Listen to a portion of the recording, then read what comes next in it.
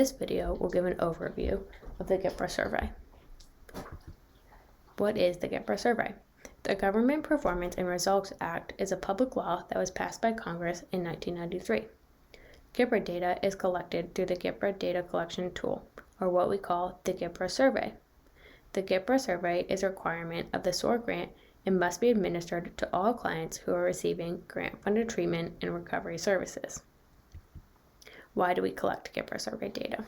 To demonstrate that these programs make tangible contributions to meeting GPRA objectives, and for SAMHSA to report to Congress on the status of grant activities, services provided, and client outcomes, and to make the case to Congress that the money awarded to grantees is being spent effectively and should be awarded more grant dollars.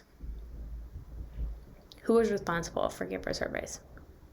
All programs who receive SOAR grant funding must attempt to collect GPRA survey data on the clients receiving services paid for by the grant. As a reminder, a client is an individual who receives services enhanced by grant funds. Where are GPRA surveys collected?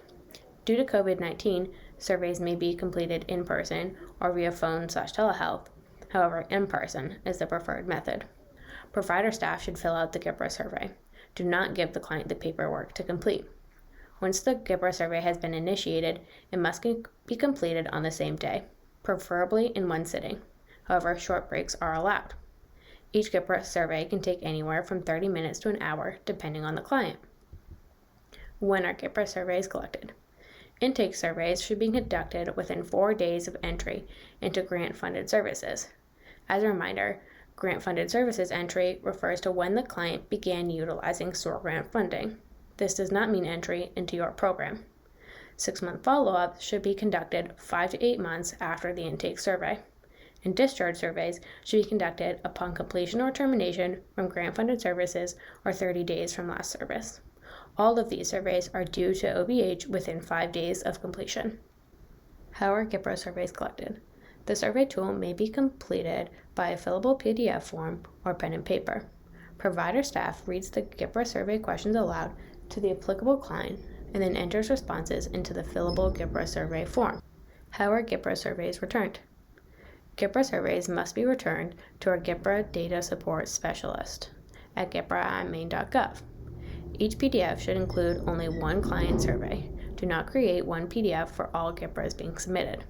PDF file name is required to have the agency abbreviation, unique client identification number, and GPRA survey type. GPRA survey rules and tools. Sections of the GPRA survey are either program staff reported or client reported. Sections will be clearly marked. Program staff reported sections should be answered without client input. Client reported sections are meant to be recorded as the client discloses. If you have information that contradicts the client's response, it should not be factored in when completing the GPRA. Only report what the client informs you. Questions cannot be left blank. You can either choose don't know or refused. Questions must be asked as they are written. Do not paraphrase. You are permitted to clarify questions when needed, but this should occur after the question is asked verbatim. If the response options are lowercase, read them aloud and allow the client to select an option. If the response options are uppercase, do not read the response options to these questions. Instead, allow the client to answer the question in their own words. Familiarize yourself with the GPRA form before conducting the survey. Before transitioning to the next section, inform the client that you are entering into a new topic of questions. Introduce the topic so the client knows what to expect. Have a calendar available during the interview to assist in monitoring activities within the 30-day time frame. This could also help you inform the client of the follow-up window. Interviewers must be able to manage emotions during the interview. Stay calm, respond rather than react, and have a neutral tone with the client and be mindful of body language. Sensitive topics such as drug use, sexual activity, and criminal activity are included. It is understandable for the client to feel uncomfortable answering personal questions. If possible, offer to have someone else join the interview if that would make the client more comfortable, especially if you are a different gender than the client. During the interview, if you sense discomfort in clients when asking personal questions, reassure them that their answers are confidential. This could help clients relax during the survey. Be prepared to ask if the client wants additional resources and have resources ready. Technical assistance such coaching is available for a variety of GPRA trouble areas, including motivational and trauma-informed interviewing. Participation in the GPRA survey is at the client's discretion. However, provider staff must return an intake survey for all clients funded under the SOAR grant. If a client refuses to participate in the survey, the provider completes an administrative survey. If a client participated in the intake survey, they may refuse participation in the follow-up and/or discharge surveys. If a client refuses to participate in the intake survey, the provider does not complete a follow-up or a discharge survey. And this table shows you what sections you will complete for the different types of administrative surveys. This information is also covered on the GPRA flowchart. Client ID numbers. Each client should be assigned a unique client ID to be used at all data collection points.